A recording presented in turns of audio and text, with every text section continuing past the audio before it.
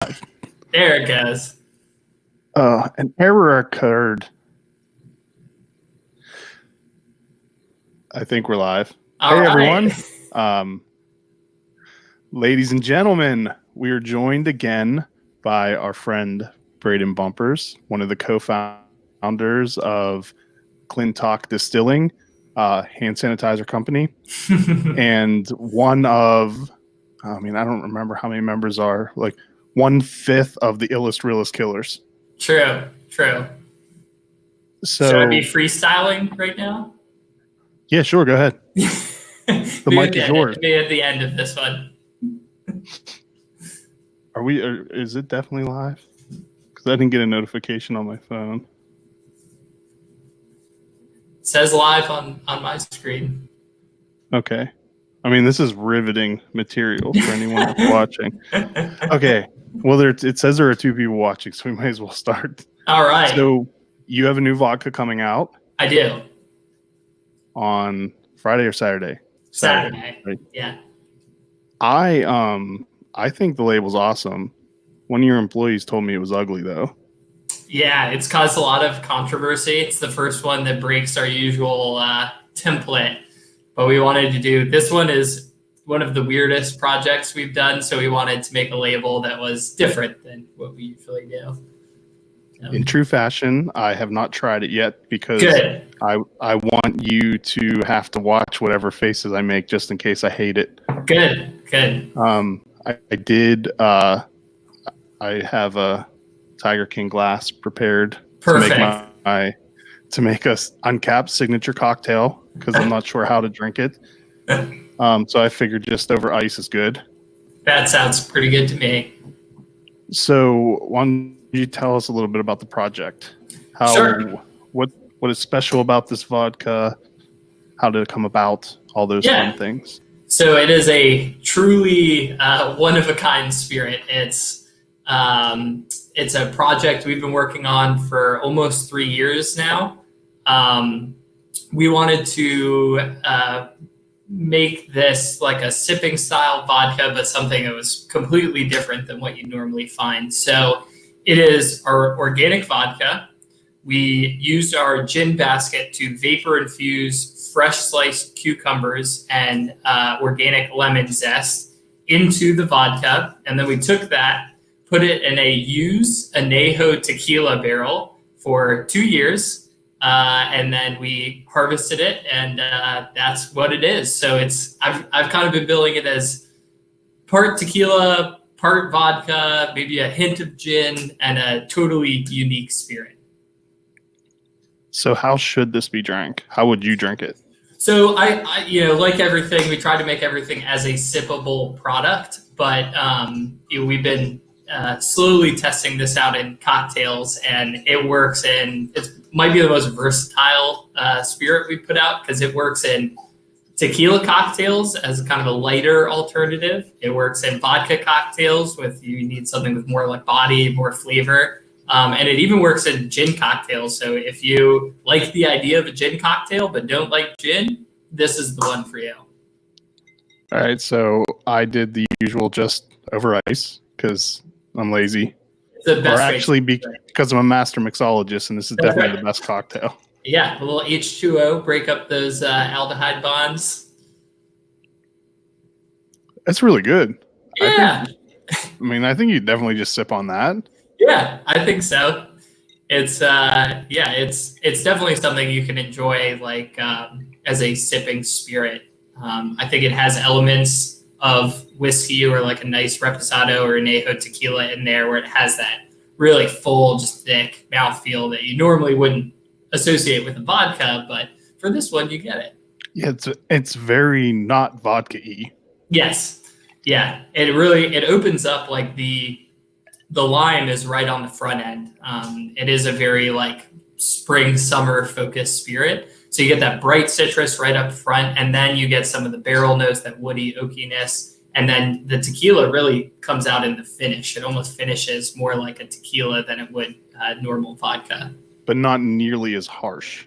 Yes. I'm definitely not a fan of tequila. A good tequila has a really nice, like really clean finish, which is what we were trying to do with this one. And it does have that nice, just like light. You get that savory, that almost like sweet and sour note you get with a good tequila, and then it just backs right off, and you get a super clean finish on it. Maybe that's the problem. I've never had good tequila. That's probably it. I could find you a tequila that is just a beautiful sipping spirit on its own, but I think if you're gonna get a plastic bottle of something, the real low end stuff, tequila is probably the last one that you want to pick. Tequila or gin, probably. My guess is that I've only ever had below bottom shelf tequila. generic. Yeah. It's just white label and just says tequila across it. Those are, it's you're making a lot of margaritas and nothing wrong with that. So when does this come out? So this comes out this Saturday, the 28th. We are going to be simultaneously releasing it on our website for delivery and curbside pickup, as well as we are back open, our tasting room's open at 50% capacity, so you can actually come in, sit down, try some at our distillery as well. See, I really like the label. I think it's cool. I think we wanted to give it like kind of a nod to some of the more historic like tequila brands that are out there. So we took some elements from some old tequila brands and put a McClintock twist on it. I thought it's very reminiscent of the McClintock Reserve gin. It just kind of reminds me of that. Yep. Yeah. It's definitely like, this is a higher end product, and I love the color. It's called the Oro, which is Spanish for gold, because this color to it, it's hard to see out. There we go. There's this beautiful golden color. Does the gold come from the barrel? It does. Yeah. So the barrels we're using are, it's a third use barrel. So they started their life probably 17 to 20 years ago as Jack Daniel's single barrel 4-year. And then they got sold to a big distillery that I'm not allowed to say the name of down in Guadalajara, where it was a añejo tequila barrel for between 9 and 11 years. And then we took it and we put this in it for another 2 years. So the barrels are around about 20 years old now. So by the time you get to the third use, you froze there a little bit. Am I back up? Yeah, you're back up. Well, I have a pretty bad internet connection at my house. Well, good planning for doing it from there. Thanks. Yeah, it's better than our internet connection at the distillery, which is somehow even worse. Well, congratulations. Apparently, you're really bad at networking. Yes, yeah. I need to. You're an IT guy. You need to come out and help us supercharge the internet, or however the tech stuff goes. My consultation rates are very high. Can we pay you in Oro? Yeah. Okay, then we can work something out. All right. So one other exciting thing you have coming out. There's really nothing to show. It's a clear liquid in an unlabeled bottle for right now. Yeah. And I'm guessing, I'm going to try it, but it's not going to taste anything at all like the finished product, I don't think. It is not. And that is at distillate proof. So did they water that down for you? Yeah. Okay, cool. So it should be where it should be at. Zach, I love Gold Kennedy, proofed it down to 45. Nice. That's % alcohol for me. Good. So this is, and I don't think anyone else is doing this. So it's kind of a cool little twist on the Weathered Souls Black is Beautiful project, which anyone that's not familiar with it, I'll just read directly from their website. It's a collaborative effort to raise awareness for the injustices people of color face daily and raise funds for police brutality reform and legal defenses for those who have been wronged. So Weathered Souls is a brewery. So typically all of these have been done as a beer. Yes. So I did, actually, why don't you tell me the story about how it came about and what you're doing? Yeah. So we wanted to, it's a really cool program. The Weathered Souls guys really put together a really good beer, but also, it's a really great idea. And we wanted to kind of be a part of the movement and take a real action towards all of this. So we reached out to Mike Clement from Idiom Brewing, because I know he was doing that. And we asked him if he would brew a batch of it for us. He said, I already have one in the fermenter.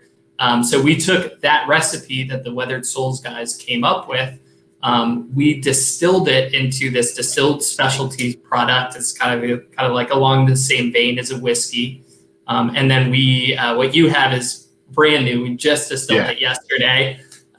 So what we're going to do is take that distillate. Yeah, I was like, hey, Zach, I'm supposed to grab a sample of the Black is Beautiful. He's like, oh, yeah, we made that yesterday. Yeah, this is a very, very early sneak preview.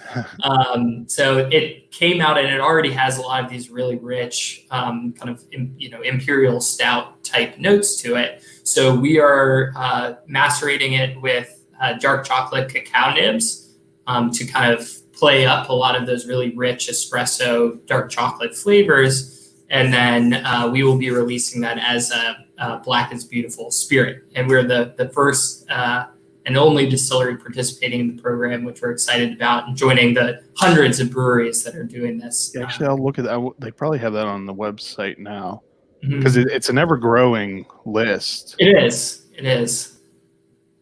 909. 909 breweries. It's really awesome.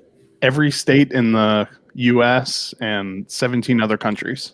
Yeah, it's really awesome. And the program is really neat because a lot of these, bigger campaigns, it's all to raise money for a large organization. And they did a cool thing where, you find a local grassroots organization that can make a difference in your own, backyard, which is really neat. And hey, look, there you are, right on the website, McClintock Distilling. We made it. I'm gonna have to let them know that's the wrong name. It's McClintock Hand Sanitizer Company. Yeah, they did it wrong. But yeah, it's a really cool project. We're very excited to be a part of it, and we're we do a lot of barrel exchanges with Mike at Idiom, and this is our first full collaboration. It's been great to work with him. I don't know what Kenny means. I also don't know what it means. It is Kenny, so who knows? When will that come out? Actually, maybe he means who are you donating the proceeds to? Maybe that's what he means. Yeah, so we're this one is 100% of the proceeds. So we front all the costs, and then every single dollar that goes into purchasing the spirit is being donated to the ACLU of Maryland. For great people. It's funny when we called Mike to ask him if he wanted to do this collaboration. He was already planning on working with them. You're like, that's exactly who we were going to work with. So great minds think alike. How long will it be until it's ready? We probably have another few weeks. We got to test it out, proof it down, kind of figure out where we want to put it at for the final release. But we're hoping to get it out sooner rather than later. Is that going into a barrel at all, or just resting in a tote, like on the nibs? Just on in steel barrel on the nibs. Okay. So it'll get most of its flavor from there. We had talked about maybe doing another barrel aged one, but we have a lot of whiskey in barrels. So I'm a little short on barrels at the moment. So I think it'll be the dark chocolate just plays up that flavor so well that I think it'll be better with. It doesn't have like any kind of harsh sulfates or anything that you like. I feel like it would need time in a barrel to clean up. It's it's pretty good just as it is. Yeah, it was really nice, and it was good to get with Mike early on, and he fermented it for being distilled, so it's really made to be this spirit. And I think it's really good as it is. I'm excited to see the finished product when it comes out at. Yeah, I look forward to trying that. I want to. I need to get in touch with those guys. I want to have them on Uncapped to talk about the project and all that.